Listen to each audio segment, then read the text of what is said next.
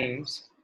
So with no more delays, I would like to handle this space to Justice Kaju to address all our youth who are present here today. Justice sir, please give your address. Good evening. Welcome to all of you. I'm very happy to be with young people. But I want to tell you my own opinion, because I regard myself as a young man and I regard most of you people as old people. And let me tell you why. See, youth must have idealism, must have desire to take the country forward. But I'm sorry to say, please forgive me for saying so, my own knowledge and experience is that most youth in India are casteist and communal. They have no genuine love for the country. They only want comfortable jobs. Either they want to get into some multinational corporation, or they want to go abroad, or some other cushy job. They have no desire to serve the people. Please pardon me for saying so. This is my opinion. You may find it very harsh, but this is my genuine opinion. You people have no real love for the people. Firstly, you don't have understanding. Now, take for example, Kashmiri youth. I have told them again and again, look, I'm on your side, although I am a Kashmiri Pandit and most of you are Muslims. But my DNA and my blood is the same as yours. So I'm with you. And whenever you suffer, I also suffer.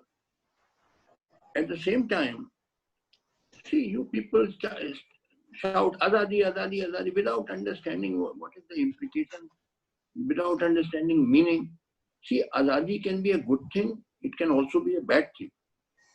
The Azadi cannot be an end in itself. It can be at best a means to an end.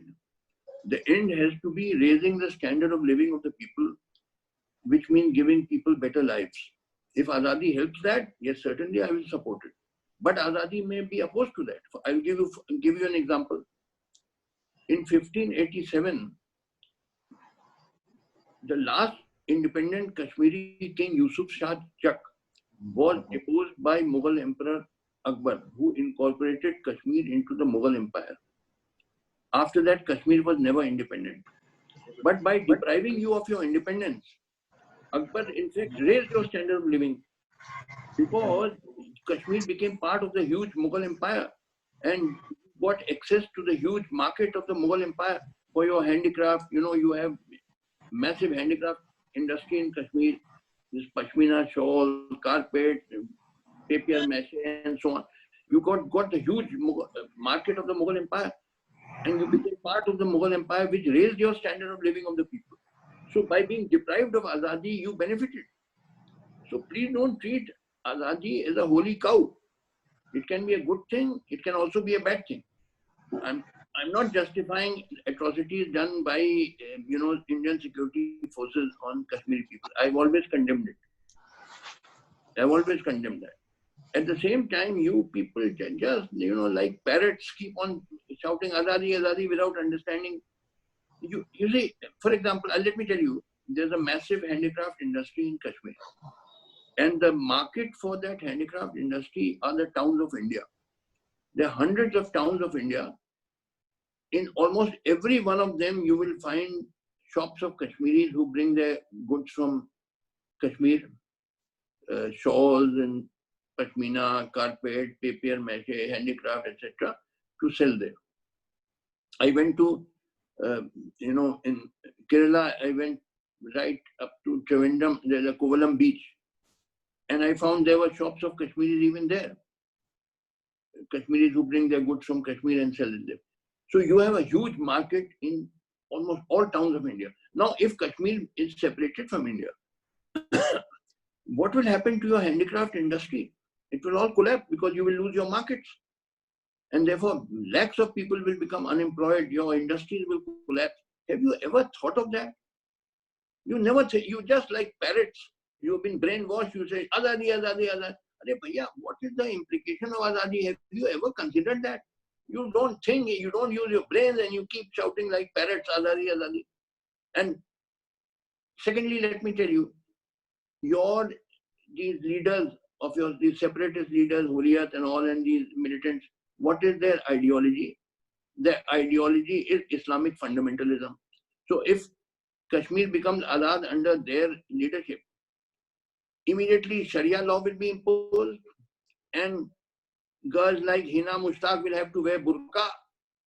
She will not be allowed to appear like this. All this nonsense will start. You will be thrown back into the Middle Ages. Instead of going forward into the modern age, you will be thrown back into the Middle Age. I've repeatedly said you must adopt the great Turkish leader Kemal Mustafa as your leader, who took Turkey forward by banning 4 things: Sharia, burqa, madrasa, and Maulanas. These 4 things must be banned by Muslims if they want to progress. If you want to remain stupid and poor and backward, continue with them. But if you want to move forward, these 4 things must be banned. This is not part of Islam.